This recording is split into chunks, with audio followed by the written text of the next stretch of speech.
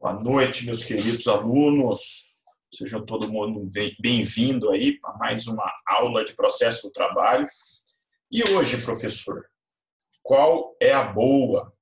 Bom, gente, a boa hoje que a gente vai falar sobre fase probatória no processo do trabalho e vai dar início aí à parte de fase decisória, que é o último ponto da nossa apostila, do nosso conteúdo programático. Acredito que não vai dar tempo de falar da fase decisória, então o que eu fico devendo?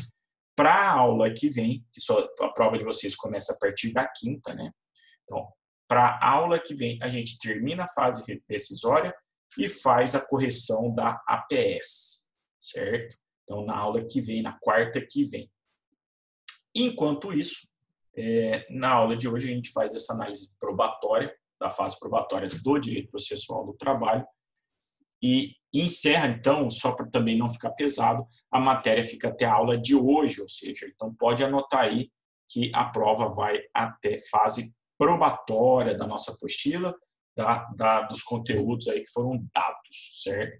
Lembrando que a apostila é material complementar, o ideal é que vocês utilizem livros, doutrinas, certo? Mas, na falta de tempo ou para revisar, a apostila ela dá uma ajudinha. Certo, gente? Então, feitas essas considerações iniciais, todo mundo entregou a APS, está todo mundo bem, né? O professor já começou a corrigir. Tem APS muito boas, estou bem satisfeito. E tem APS aí que estão meio dureza. Vou aumentar aqui.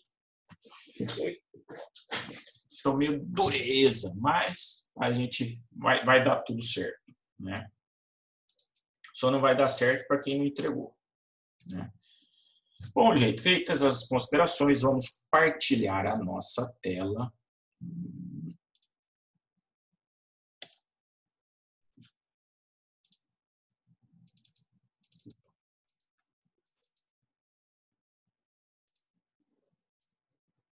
Está aparecendo aí, né? Deixa eu mudar para cá, essa perspectiva. Para cá.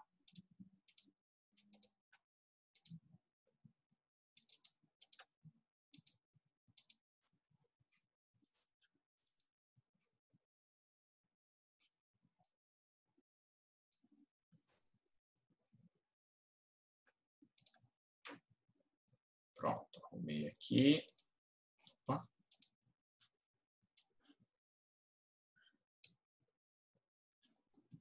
Pois é, né, Cristiano? Na verdade, assim, já que você fez a observação, Cristiano, na verdade o pessoal fica preocupado lá com a questão do cálculo, mas esse vai ser um ponto aí, lógico, leva em consideração na correção, com certeza, para pontuar, para verificar os pontos, com certeza. No entanto, né, não vai ser aí o erro matemático que vai levar ninguém a reprovar ou não conseguir a média. Então, fiquem tranquilos, né? O importante aí é a dedicação que foi dada para a resolução do trabalho, certo? Né? Porque o importante é estudar, ninguém nasce sabendo. O importante é dedicação, lógico, e fazer uma APS bonitinha, né? Bonitinha que eu digo direitinha, né? Gente, só mais observação, hein? Vocês mandaram a ficha, né? Alguns aí eu tô vendo aí que não mandaram ficha. Eu vou começar a mandar um e-mail de volta e falar, gente, sem ficha, a secretaria não lança nota. Não esquece daquela ficha individual de nota, hein? Então, o trabalho ele está em grupo, conjunto lá, beleza, mas tem que ter a ficha individual.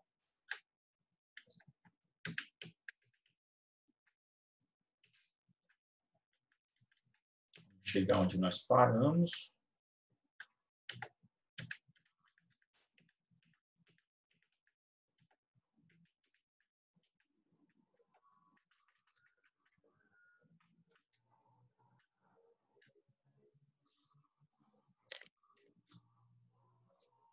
Vamos lá, pessoal?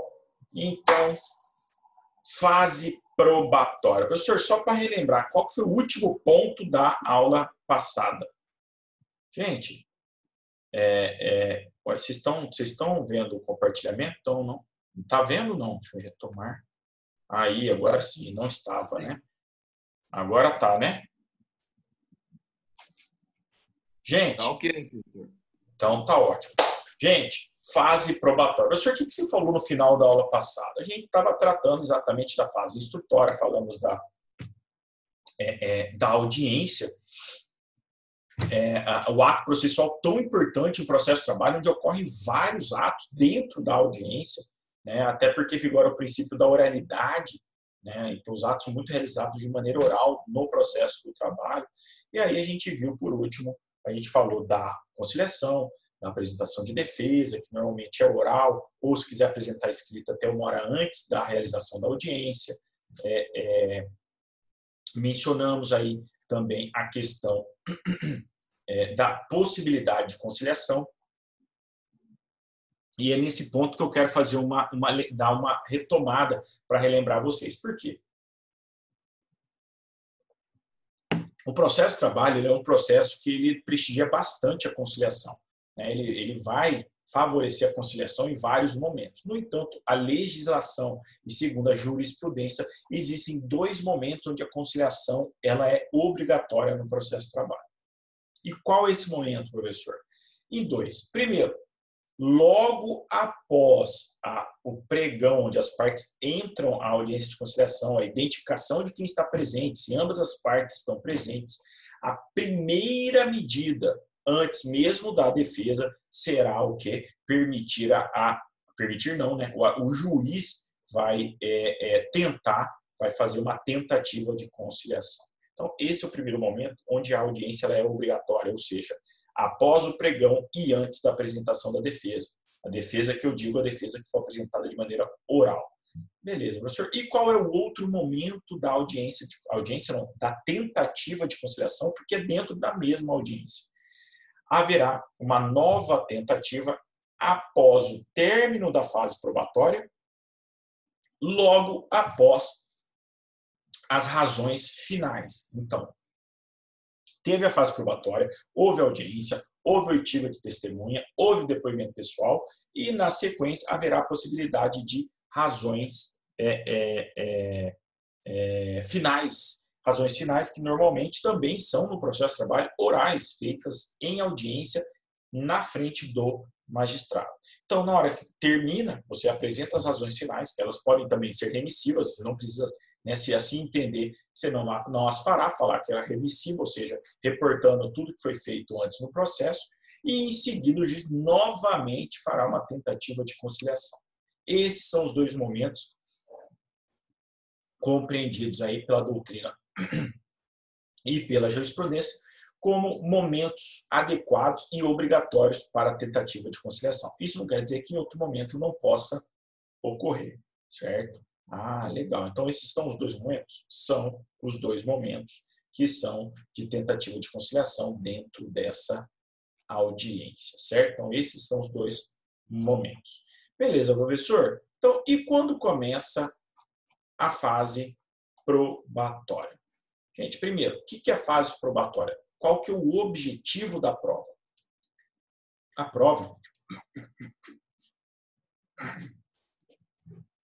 prova nada mais é do que um instrumento de proteção do direito. Ou seja, é através dele que você vai levar o convencimento do magistrado, do juiz. É através da prova que você vai confirmar as suas alegações e garantir que o direito seja resguardado em uma futura sentença judicial. Então, a prova ela é de extrema importância.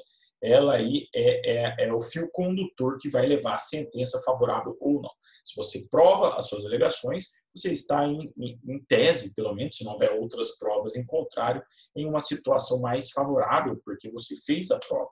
No entanto, se não houver prova, haverá uma situação aí de precariedade, o indivíduo vai ter o sério risco de não ter o direito resguardado, certo? Legal, professor.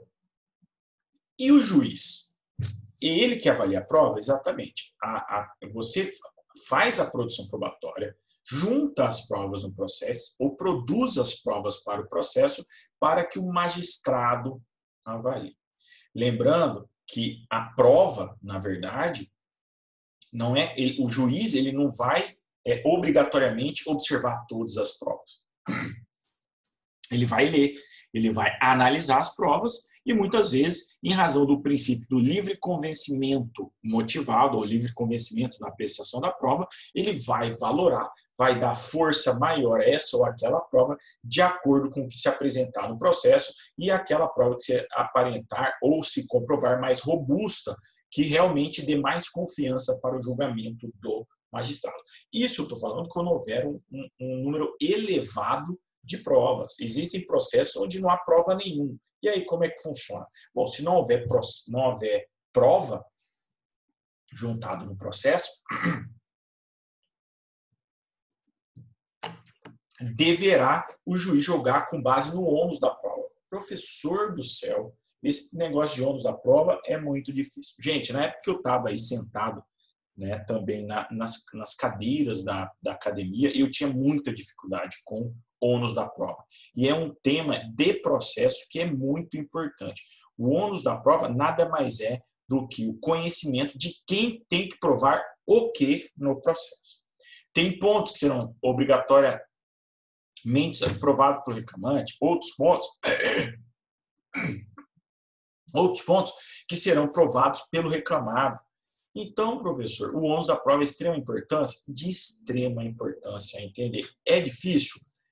É porque existem regras especiais e muitas vezes as regras de processo civil são diferentes de processo de trabalho, apesar da norma geral ser a mesma. Beleza, então tá. Até o momento, professor, fase probatória. Quando se inicia a fase probatória? Fase probatória inicia-se após a impugnação, a contestação, ou seja, após aí o reclamante se manifestar sobre a defesa do reclamado. Em seguida, o juiz inicia a fase probatória.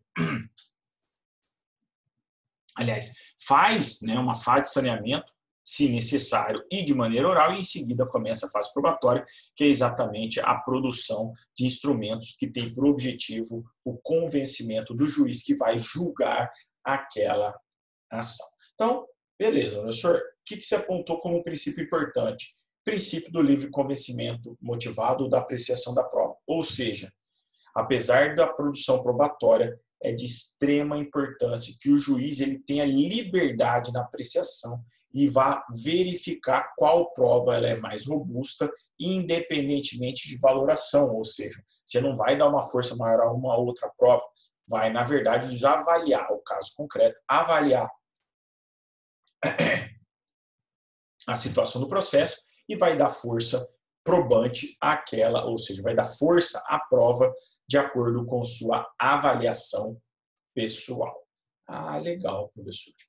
Então, a gente tem que observar, né, essa regra de prova. Na verdade, a prova ela não tem uma forma pré-definida, ou seja, o princípio que vigora em processo de trabalho é o princípio da informalidade. No entanto, existem algumas... Desculpa, gente. Garganta falhando aqui. Mas existem algumas situações onde haverá necessariamente que observar algumas regras pré-estabelecidas para a produção de uma norma, de uma prova.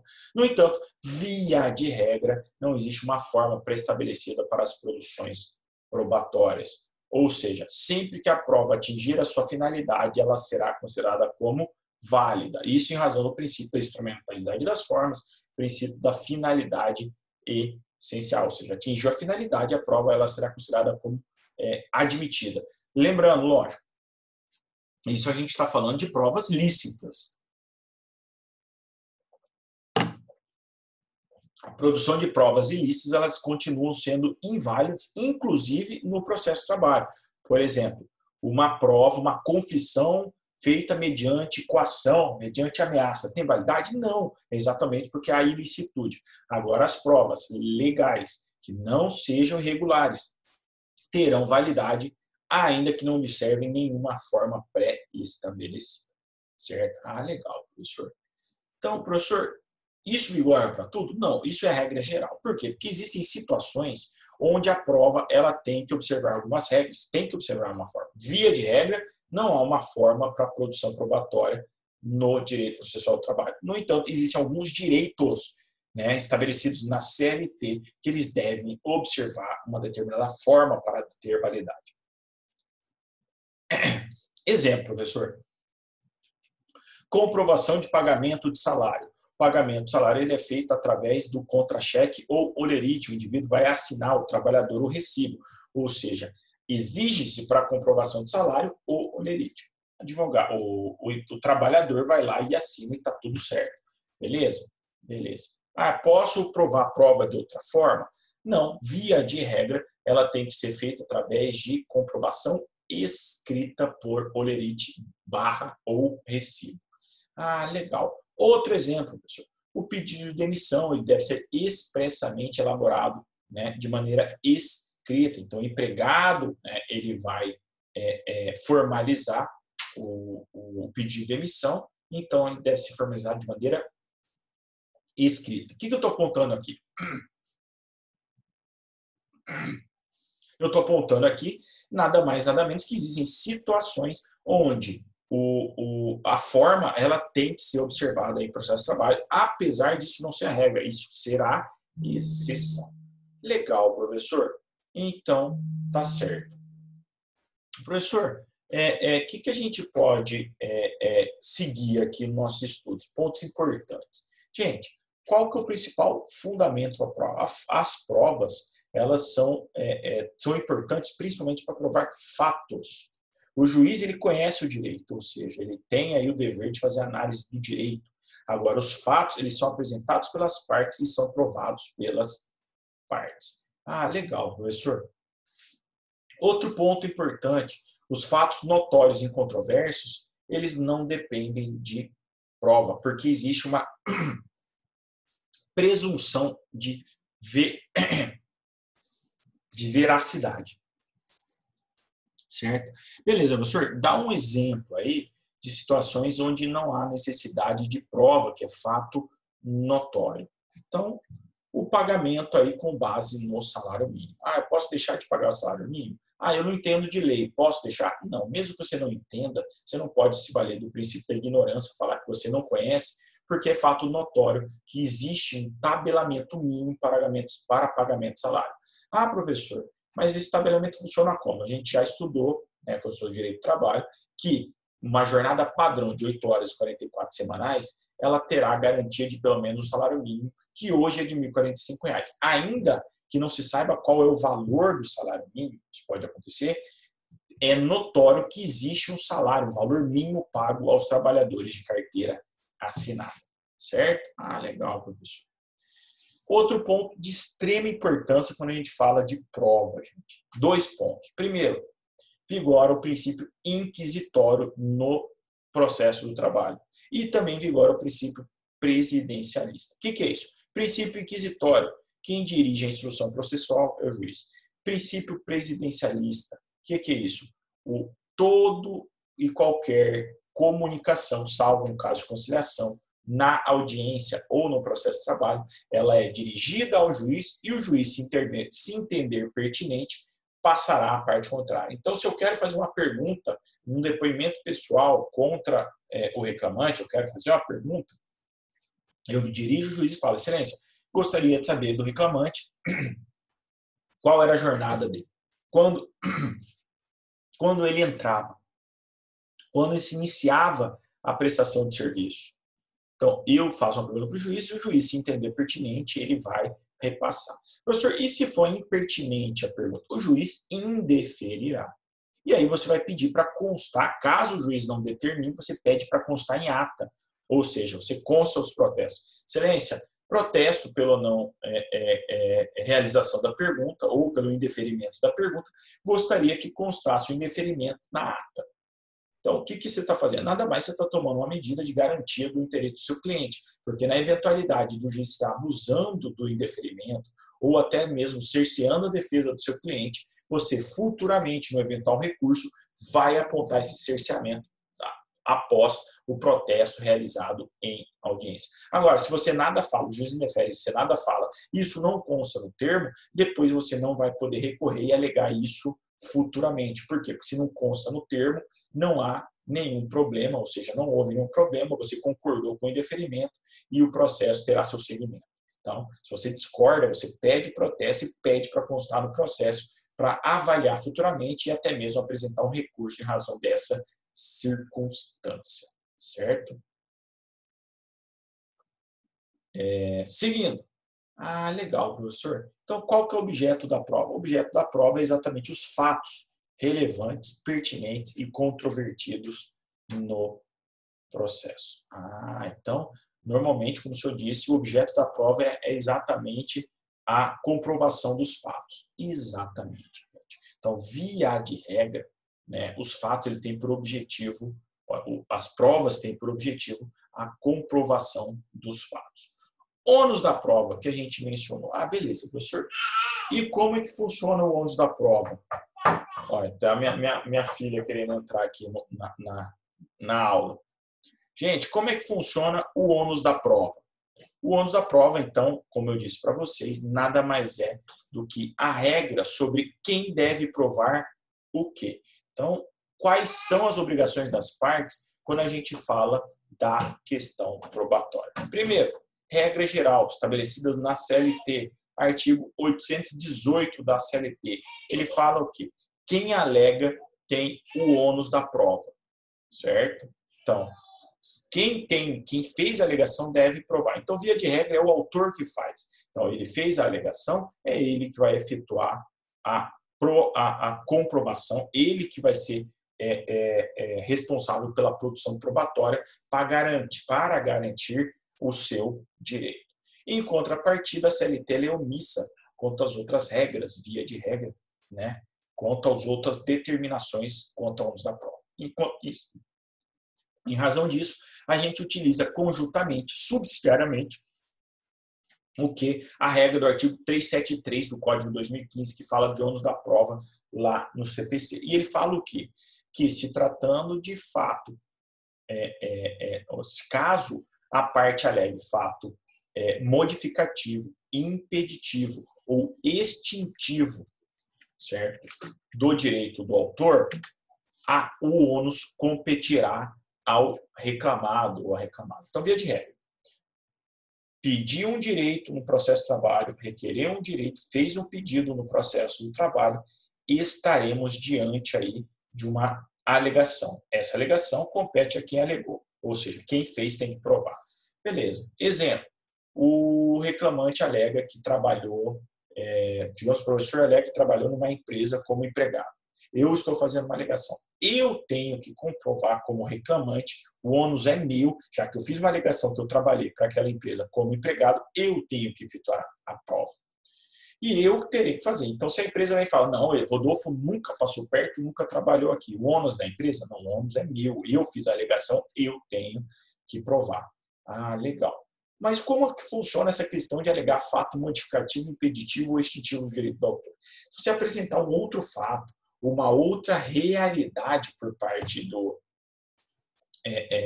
da situação apresentada naquele processo, aí o reclamado ele atrai para si a obrigação de apresentar a prova, de fazer a prova no processo. Dá um exemplo, senhor. Naquele mesmo exemplo, eu falei que o empregado ele disse que trabalhou, falei que eu trabalhei em uma determinada empresa e eu tenho o dever de comprovar que eu trabalhei para aquela empresa e que eu era empregado.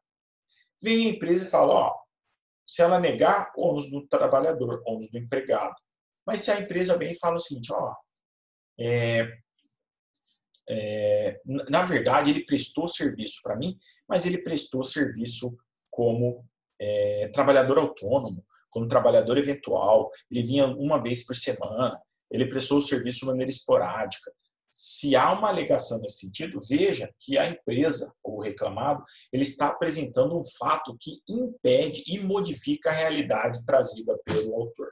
Se há esse argumento que altera essa realidade, que modifica o direito do autor, aí a empresa está traindo para si o ônus da prova. Então, ela competirá a prova quanto a essa situação, certo? Então, o ônus ele é maleável. Via de regra, quem alegar a prova. No entanto, se houver fato modificativo, extintivo ou impeditivo do direito do autor, aí haverá o quê? A alteração do ônus e o ônus competirá à parte reclamada.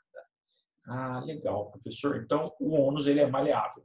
Salvo situações excepcionais definidas em lei ou entendimento jurisprudencial, onde já fica pré-estabelecida que o ônus de provar determinada situação é de uma das partes, normalmente fica estabelecido que o ônus é da empresa. Dois exemplos.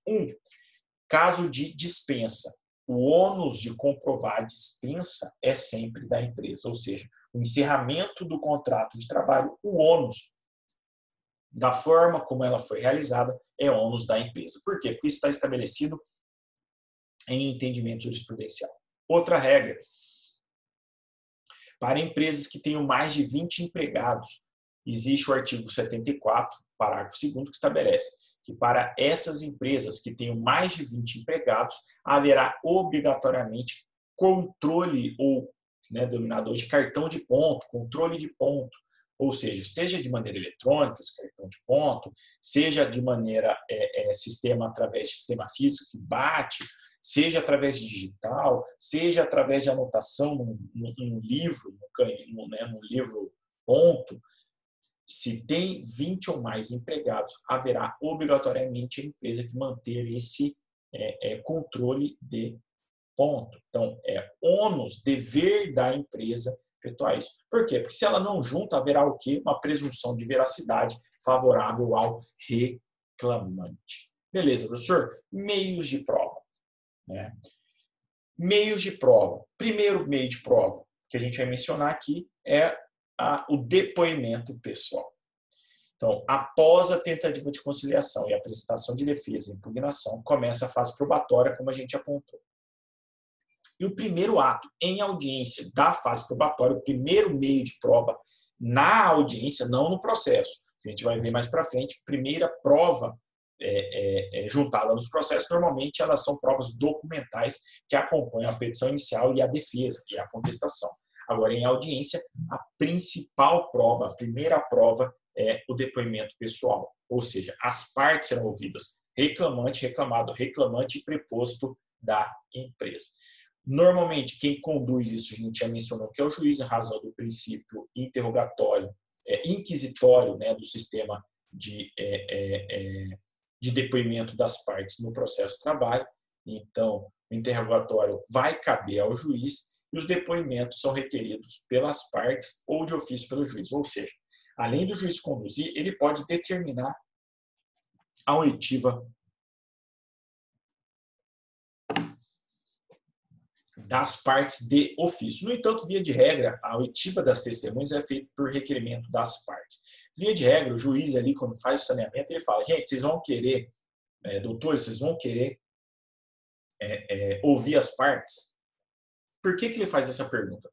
Porque muitas vezes os advogados podem dispensar, gente, a oitiva da testemunha das partes. Por quê? Porque muitas vezes o depoimento das partes vai ser mera repetição do que foi falado na petição inicial ou na contestação. Ah, legal, professor. Então isso aí acontece? Acontece de haver dispensa no depoimento das partes. O juiz consulta normalmente as partes e aí, se as partes entenderem, pode haver dispensa. Caso contrário, se uma das partes quiser, haverá a oitiva, o depoimento da parte.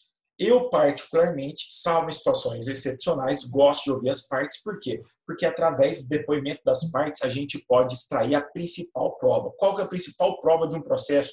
É a confissão real. Ou seja, você vai fazer uma pergunta e muitas vezes a pessoa responde o que é a verdade, mas é uma resposta que é contrária ao seu interesse. Isso é a confissão. Ou seja, nada mais do que a parte anunciar, declarar um fato que é contrário ao seu interesse. Por isso que muitas vezes não é interessante fazer a dispensa do depoimento pessoal da parte. Certo? Ah, legal, professor.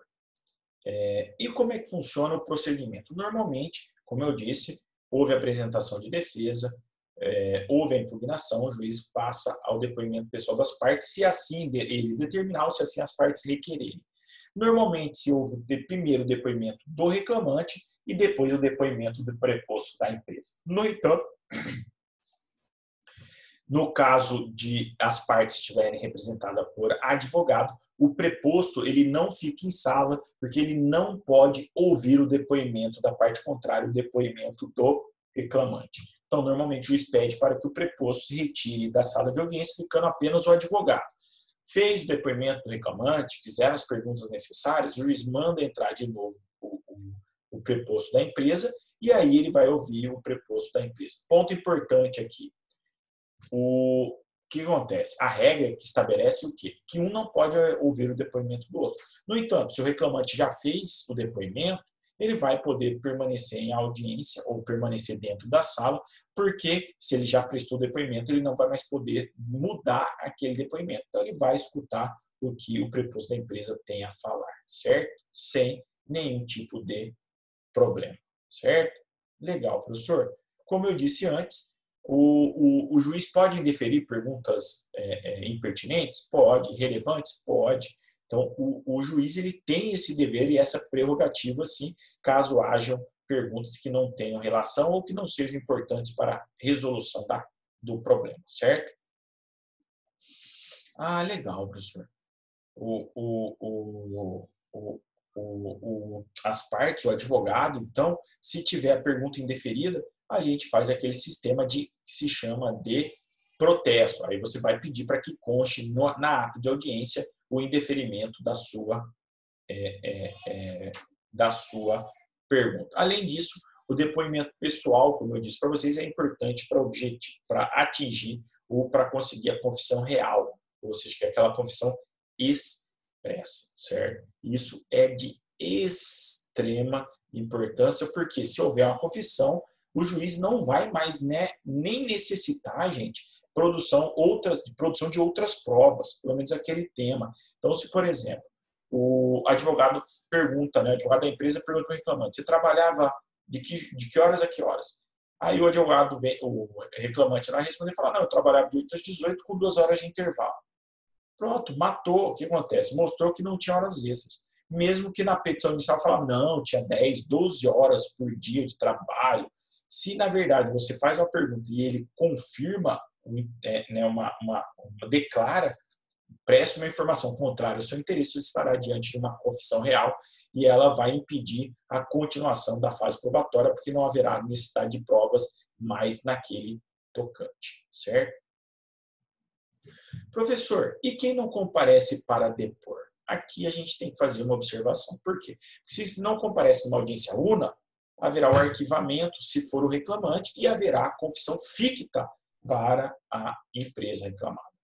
Outro ponto, e se houver uma audiência, uma segunda audiência, onde haja depoimento para o depoimento das partes, e houver a falta dessas partes? Nesse caso, se houver uma segunda audiência, no caso do reclamante, muda a regra, porque aí não haverá mais o arquivamento da ação, mas sim haverá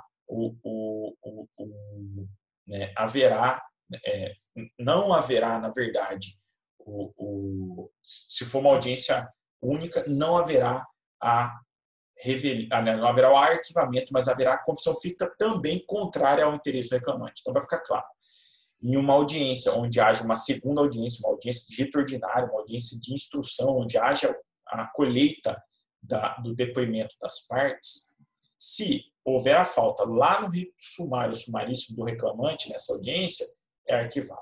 Agora, a audiência em prosseguimento, a audiência de conciliação, a audiência de instrução e julgamento, caso realizada em momento posterior, caso a parte não venha a comparecer, haverá a declaração de confissão ficta, inclusive ao reclamante, e não haverá arquivamento, certo?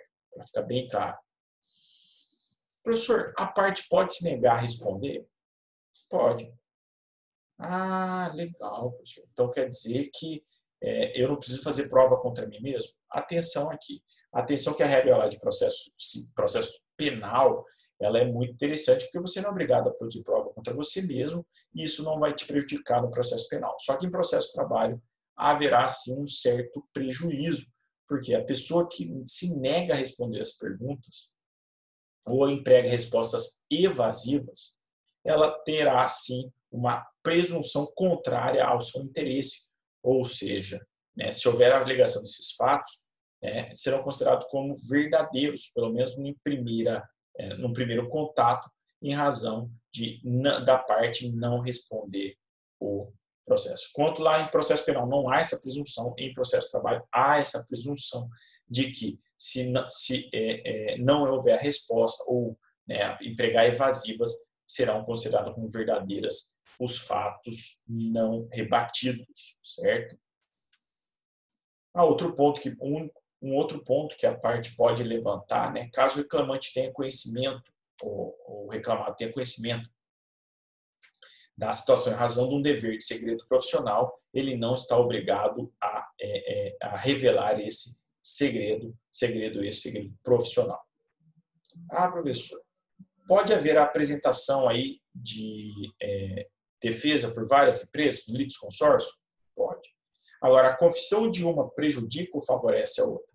Na verdade, a confissão ela não prejudica o litisconsorte do confitente. Ou seja, uma confessa ela não vai prejudicar os demais, via de regra. No entanto, se ficar comprovado que realmente aquela confissão comprova a situação real, aí essas partes serão condenadas. Mas, via de regra, a confissão ela não prejudica outros litisconsortes confitantes. Ou seja, se já existe uma dívida confessa, se por um acaso eu vier a fazer uma nova negociação, aquela outra dívida de outra instituição não vai prejudicar a atual empresa, certo? Ah, legal, professor.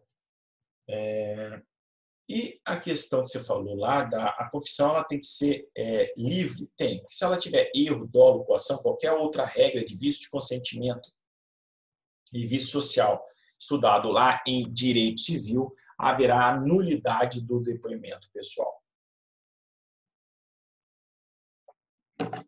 Então, gente, a prova, depoimento pessoal das partes, é uma prova extremamente importante, é inclusive chamada de rainha das provas, porque a confissão, ela que vai gerar, né, a confissão é a mais forte das provas, é ela que é chamada de rainha das provas, é ela que vai determinar aí que a parte vai ter êxito ou não na ação. Beleza, professor? Já que a gente falou aí de depoimento, e se o indivíduo for estrangeiro? O depoente, o reclamante ou o reclamado, quem estiver depondo. Bom, aí nessa situação haverá o quê? Haverá a necessidade de um tradutor que terá que participar da audiência. Então, o que acontece? O tradutor ele é obrigatório no processo quando houver necessidade, quando uma das partes ela for estrangeira que não tenha conhecimento da língua portuguesa.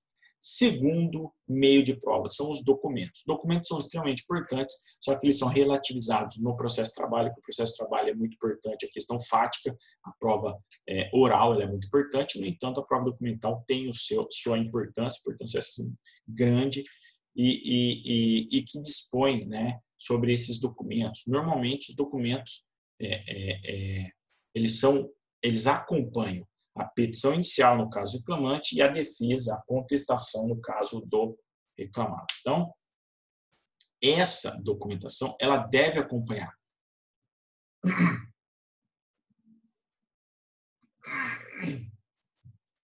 Ela deve acompanhar, portanto, esses documentos devem acompanhar as primeiras peças juntadas no processo, não sendo possível a juntada de documentos em momentos posteriores, salvo se for fato novo. Professor, o que é fato novo?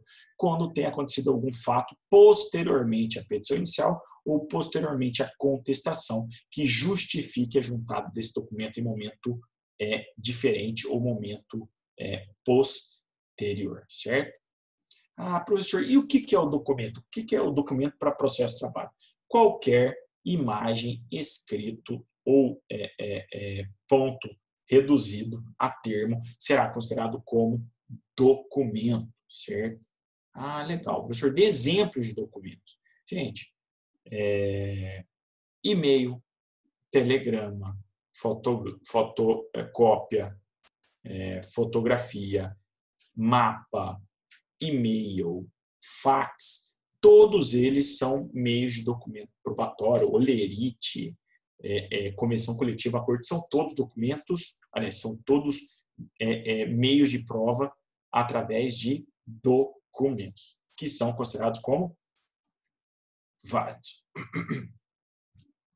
Vale apontar, gente, que uma regra sobre prova é que a parte que dá causa a qualquer nulidade não pode se valer da própria torpeza, certo? Então, a prova ela tem que ser, além de ser robusta, né, ela não é capaz, portanto, de adentrar no sistema financeiro, certo?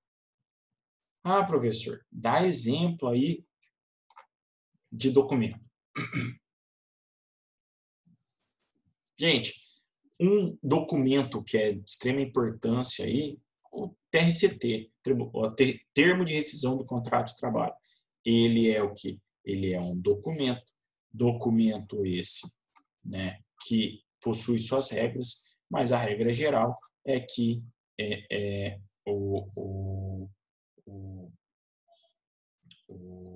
documento juntado aí, ele não é, né, ele é, na verdade, feito de maneira escrita, e há exigência, portanto, que uma vez feita de maneira escrita, ele deve ser respeitado, certo? Ah, professor, mas existe produção de prova ao contrário? Existe.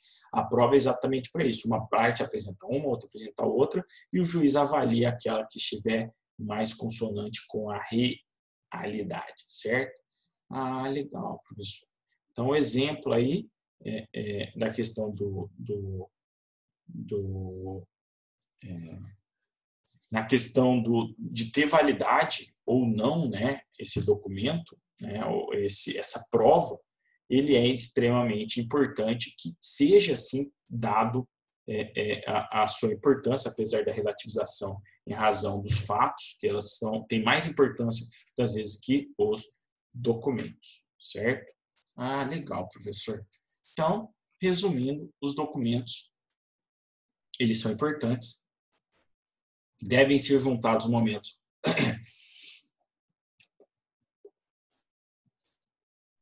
nos momentos corretos, nos momentos oportunos, e devem ser produzidos em língua portuguesa. Um ponto importante é que existe a possibilidade, dentro de um documento, a parte junto do documento, de arguição de falsidade de documento dentro de um processo de trabalho.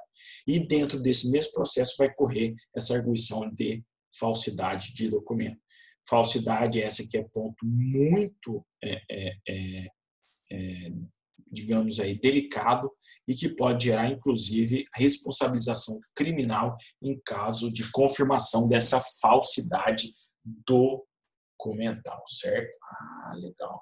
Professor, e o que acontece se houver já falsidade de documento? O juiz ele vai afastar essa prova, vai desentranhar, vai comunicar ao juízo competentes para caso de esfera criminal, caso haja fraude, e no efeito trabalhista, se houver a falsidade, tudo aquilo que vier a ser decorrente daquela produção, daquela prova, será considerado como nulo e será desentranhada do processo, será retirada do processo. Ah, legal, professor. Então, tem um valor, tem sim um valor de pagamento para que seja garantida ou não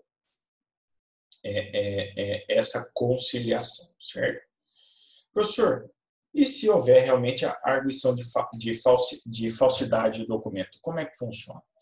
A falsidade, uma vez suscitada, ela deve ser suscitada na contestação, isso se for pela reclamada, e na réplica no prazo de 15 dias. Ou seja, a falsidade deve ser suscitada na contestação, na réplica, suscitada na contestação, na réplica ou no prazo de 15 dias. Ou seja, se eu vou apresentar uma defesa e eu tenho audiência amanhã, eu tenho até 1 hora antes para alegar na minha defesa que o documento é falso. Posso? Com toda certeza. Então, é o momento da arguição de falsidade que é importante. Ou seja, se ela for suscitada na contestação, apresenta a alegação de falsidade, ela é feita junto aí da contestação. Ou na réplica, no caso de impugnação, verificando que a empresa juntou um documento, esse documento é falso, na impugnação, o advogado reclamante ou o reclamante vai botar silêncio. Existe uma falsidade, esse documento não foi assinado por mim, essa assinatura não é minha, desconheço esse documento. tudo isso aí pode levar à arguição de falsidade e um julgamento para afastar a análise dessa prova, certo? Exemplo, professor, de documentos que podem ser falsificados ou que são obrigatórios. Gente, qualquer prova ou qualquer ação judicial onde haja necessidade de avaliação de periculosidade ou insalubridade é comum, é de conhecimento, é de fato notório que nesse caso de juntada peraí, só desligar o celular que está tocando aqui.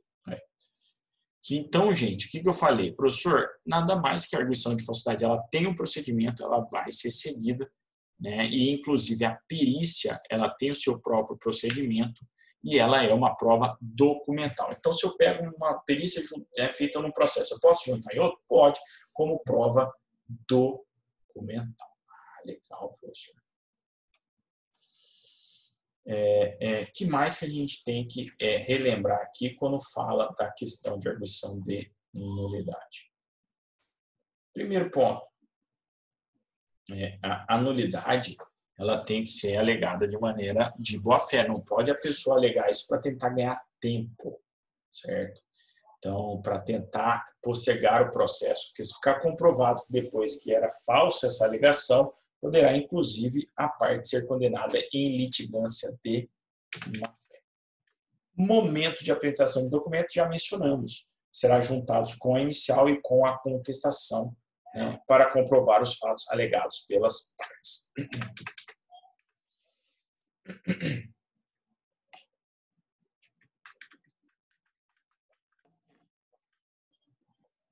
Terceiro meio de prova. Então, a gente viu depoimento pessoal das partes, viu documento e agora a gente vê testemunha. A prova testemunhal no processo de trabalho é a prova mais comum. E ela também, apesar de ser considerada como fraca, ela é a que mais leva à condenação no processo do trabalho.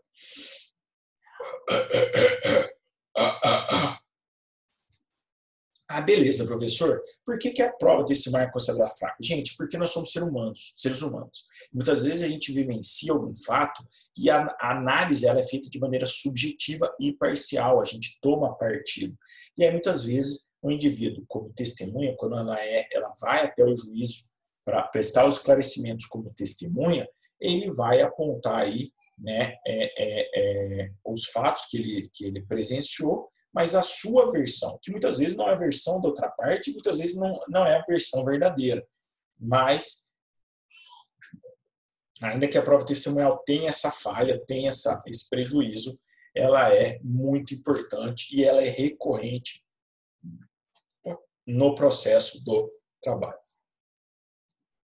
Outro ponto importante, a testemunha que vier a faltar para comparecimento à audiência, ela não pode ser descontada, ou seja, se a parte, eu vou para uma audiência para ser testemunha, se eu vou até lá para fazer uma narrativa, para prestar esclarecimentos, para ajudar o juízo a solucionar a lide, não haverá, portanto, o desconto em razão desse serviço realizado, inclusive na iniciativa privada, certo? Beleza, professor. Regras sobre depoimento, regras e procedimentos. Primeiro, a gente estudou que no rito ordinário podem ser ouvidos até 3 testemunhas por parte. Como assim, professor? 3 para o autor, 3 para o réu? Sim. E se tiver mais de um réu, 2 réus? Aí vai ser 3 para o autor, 3 para o réu A, 3 para o réu B. Além disso, se for rito ordinário, aí sim, né, a gente mencionou que são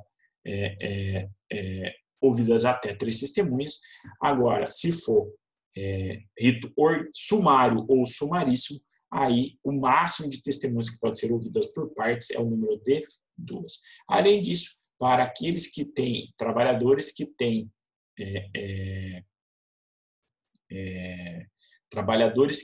aí estabilidade, necessariamente para a sua dissolução do seu contrato, ou seja, seu desligamento, se ele tem estabilidade, haverá necessidade de instauração de um procedimento especial denominado de inquirição para apuração de falta grave. Ou seja, para aferir se o empregado que é gestante ou que tenha uma outra garantia, é necessário que haja essa avaliação.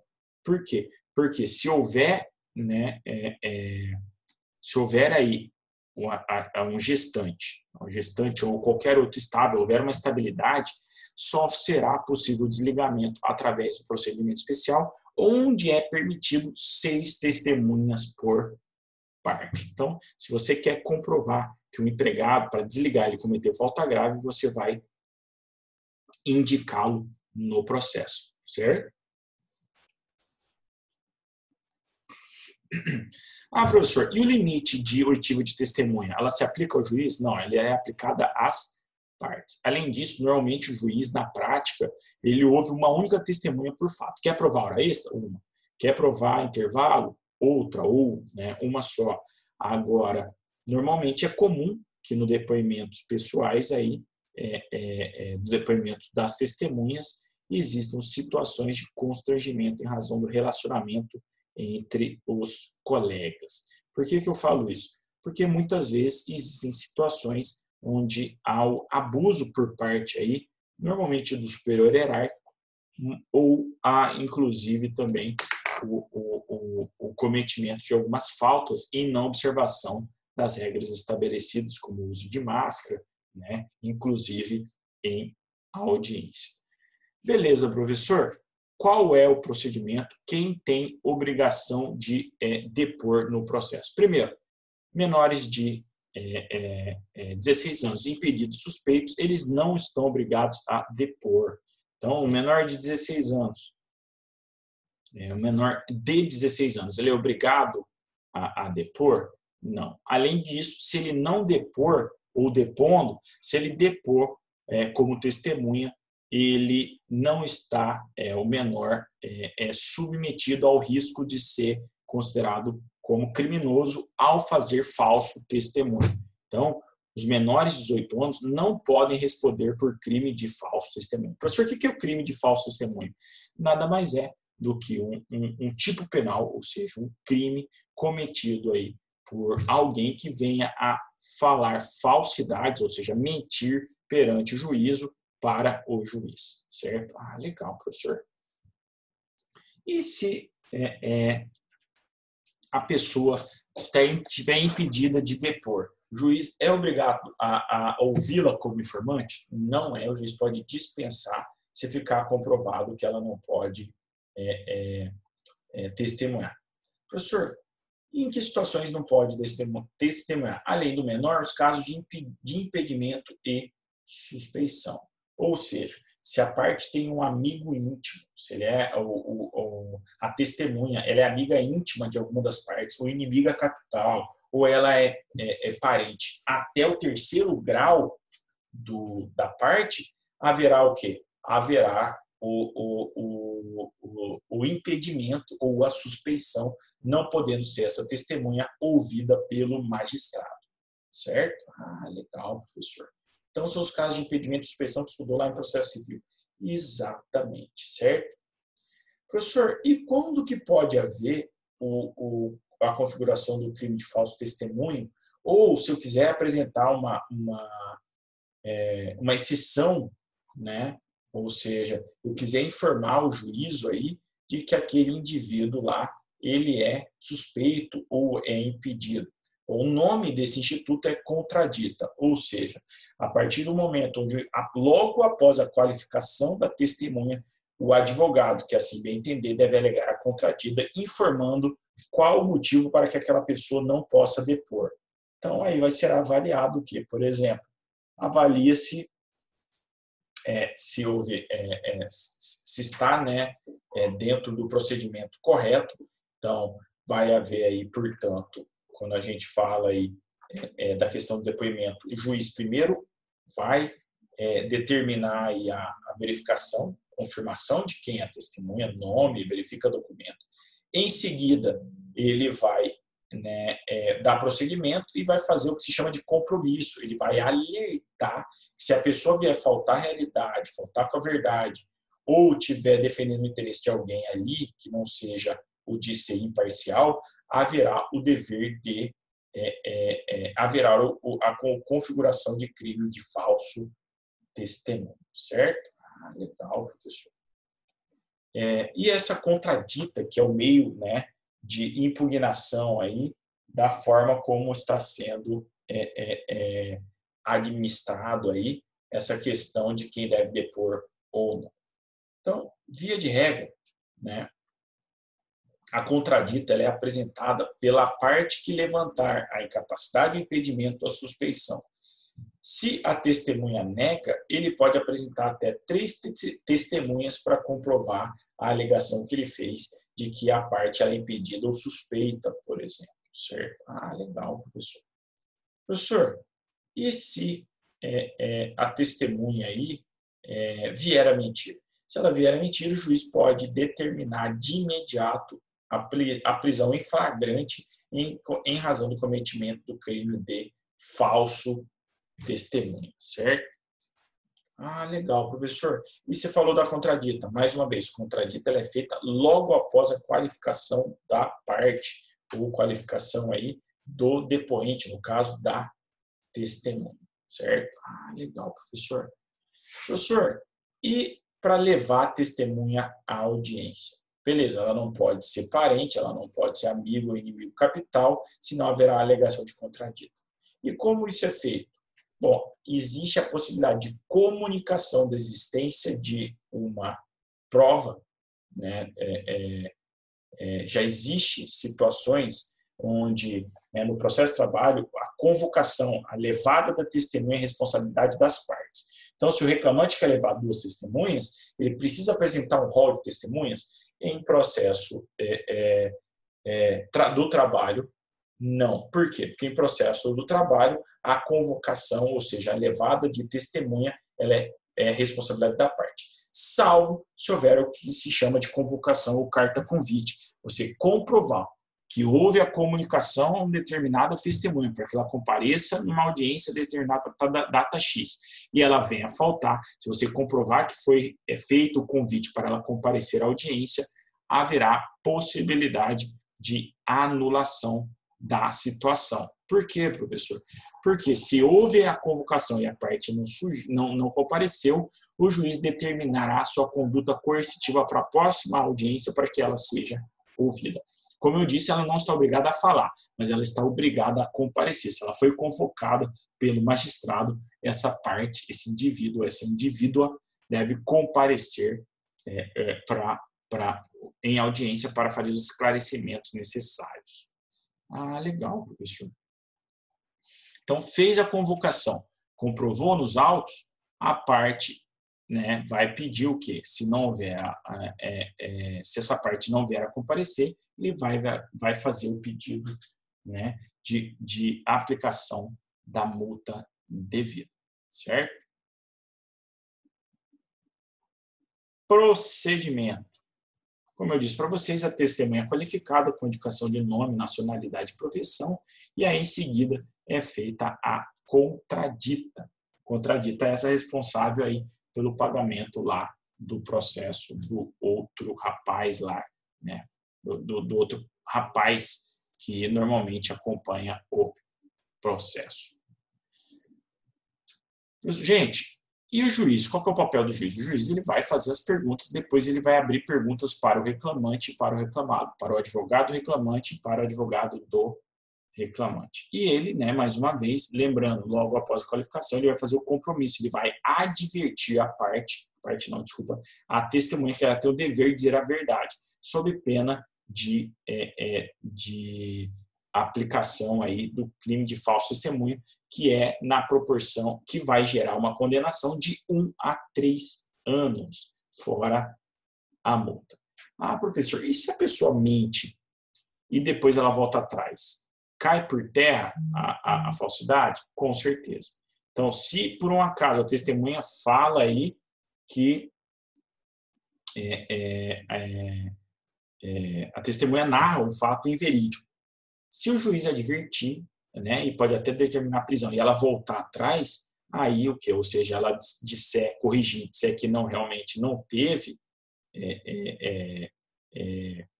não teve aí né, o dever cumprido, aí sim haverá, portanto, o direito da parte da empresa de exigir o pagamento correto, certo? Beleza, professor.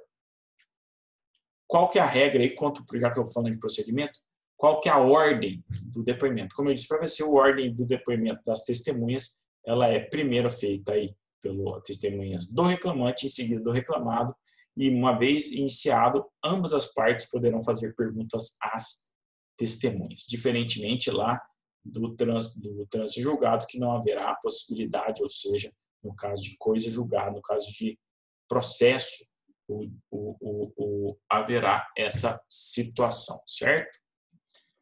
Gente, para encerrar, marque aí. Perícia, quarta forma de produção probatória. A prova pericial ela é necessária quando? Quando houver necessidade de conhecimentos específicos de um expert, de um mestre, de alguém que tenha conhecimento técnico de um determinado assunto. Normalmente, se faz perícia no processo de trabalho em duas situações. Se tratando aí de questão médica, para verificação de acidente de trabalho, dano à saúde, e existe também a regra, né, de perícia de proteção quanto ao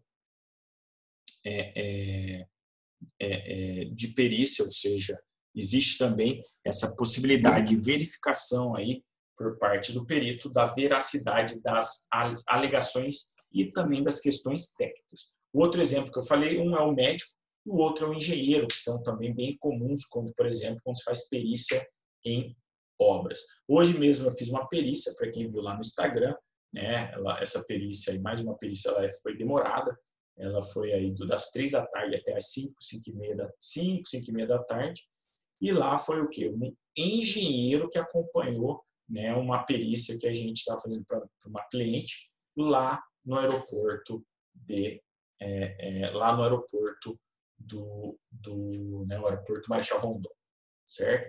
Então, outro ponto, a perícia no processo de trabalho ela é obrigatória quando houver pedido de adicional de periculosidade e adicional de insalubridade, ou seja, porque exige-se, na verdade, uma análise técnica sobre realmente se é devido ou não àquele direito, se há realmente um ambiente insalubre ou periculoso que justifique o pagamento desse adicional, certo? E normalmente, como eu disse, ele é feito essa avaliação por alguém que é constituído por ordem do juiz, ou normalmente um médico ou um engenheiro do trabalho. Gente, a perícia ela obriga o juiz? Não necessariamente. O juiz ele não está adstrito à prova pericial, podendo julgar de modo diferente. No entanto, já adianto para vocês que normalmente o juiz, para evitar qualquer discussão, até mesmo levantar uma brecha para recurso, o juiz normalmente ele vai estar adstrito, ele observa a prova pericial do perito, certo? Ou seja, do indivíduo que foi nomeado para acompanhar a audiência, né? Acompanhar não, para fazer o laudo e determinar quem tem direito ou não naquela situação, certo? Ah, legal, professor. Então, perícia é isso, gente. Nada mais é do que a realização aí de uma convocação para análise por um especialista, ou seja, um expert, que auxilia o juízo, explica e torna claro e evidente o dever, né, da parte pelas situações que estão sendo vivenciadas por ele na prática. Certo? Beleza, professor? Vou parar por aqui.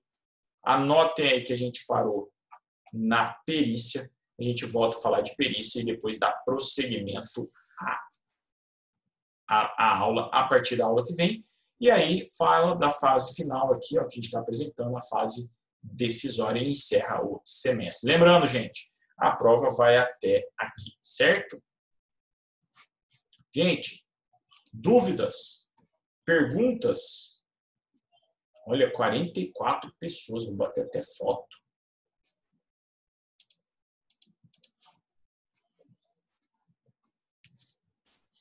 Quando a aula é boa, a sala é lotada, né, professor? Que bom, né, gente? Que tá cheio. Fiquei bem feliz agora. Muito legal, cara. Obrigado, Yuri. Aí pela parte que me toca. Gente, então, obrigado aí pela atenção de vocês. Então, fica mais uma vez, a matéria vai até aqui, observem até aqui a matéria, vai estar tranquila a prova, fiquem tranquilos. Aula que vem a gente só mata encerra aí o expediente, encerra o conteúdo programático e faz a resolução da PS, né, torcer para dar tempo para fazer tudo isso. Certo, gente? Combinado? Então, isso enquanto a processo de trabalho, né? Porque a gente tem um encontro sexta-feira de processo ou de direito previdenciário.